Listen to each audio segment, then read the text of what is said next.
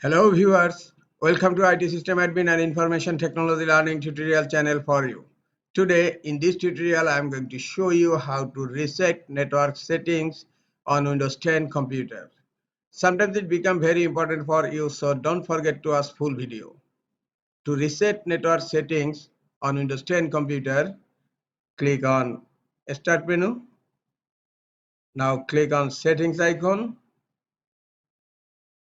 Click on Network and Internet. In left pane, click on Status.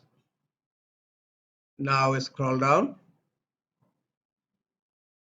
You will find the last option, Network Reset. Just click on Network Reset. Now you will find a button, Reset Now. Just click on Reset Now, and after click on Reset Now, your PC will be restarted.